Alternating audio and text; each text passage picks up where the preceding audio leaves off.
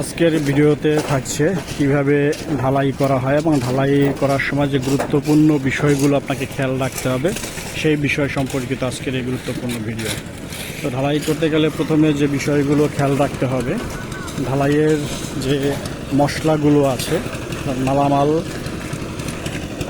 Cement, বালি, খোয়া বা পাথর, এগুলোর আনুপাতিক হারে ঠিকভাবে দেওয়া হচ্ছে কিনা।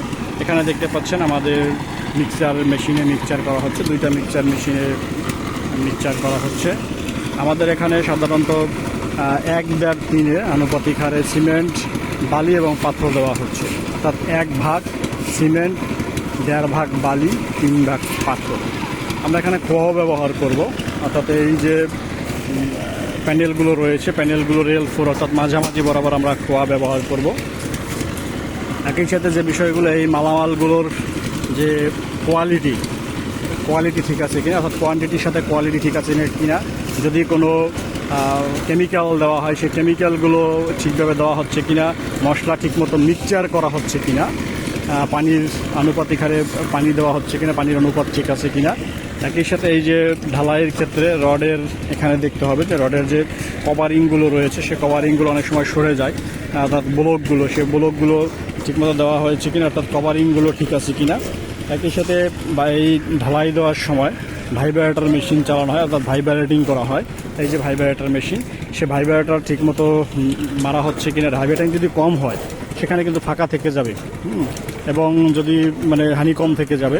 যদি ভাইব্রেটিং বেশি হয় সেক্ষেত্রে কোনো জায়গায় খোয়া বা পাথর কিন্তু একদিকে চলে যাবে, অর্থাৎ সেগ্রিগেশন হয়ে যাবে।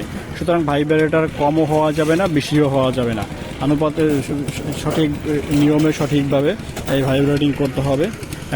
এরপরে যে ভাইব্রেটিং করার পরে প্রথমে যে জালি দেখতে পাচ্ছেন, এই জালির মাঝখানে যে উপরে যে জালি আছে, এই যে এখানে দেখতে পাচ্ছেন, এই জালি বরাবর প্রথমত কিন্তু মশলা দিয়ে দেওয়া হয়েছে, মশলা এই যে দেওয়া হয়েছে প্রথমত, তারপরে ভাইব্রেটিং করা হয়েছে। এরপরে উপরের যে পোর্শন রয়েছে, উপরের পোর্শনে মশলা দেওয়া হচ্ছে, অর্থাৎ মালামাল এই যে ঢালাইয়ের মিক্সিং সেটা দেওয়া হচ্ছে। প্রথম অংশে এখানে ভাইব্রেটিং করা হয়েছিল, উপরে লেবেল করা হচ্ছে।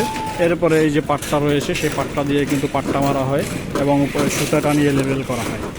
তো এই লেভেলটা ঠিক আছে কিনা, যে থিকনেস ছাদের, আমাদের এই ছাদের থিকনেস সাধারণত 7 ইঞ্চি, সে 7 ইঞ্চি যে থিকনেস, সেই থিকনেস ঠিক আছে কিনা এটাও মেপে দেখতে হবে।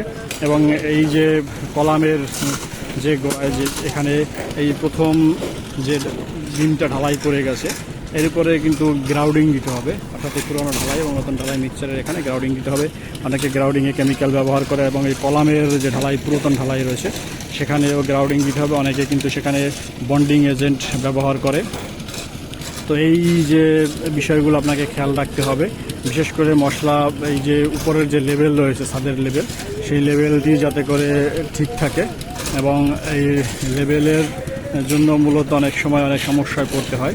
তো সঠিকভাবে মালামাল মিক্সচার, সঠিকভাবে ভাইব্রেটিং করা এবং এই লেভেলিং করা, এগুলো মূলত গুরুত্বপূর্ণ ছাদ ঢালাইয়ের জন্য। তো এ ধরনের আরও গুরুত্বপূর্ণ অনেক ভিডিও আমাদের এই চ্যানেলে দেওয়া রয়েছে। যারা এখনও পর্যন্ত আমাদের চ্যানেলটি সাবস্ক্রাইব করেন, অবশ্যই চ্যানেলটি সাবস্ক্রাইব করবেন।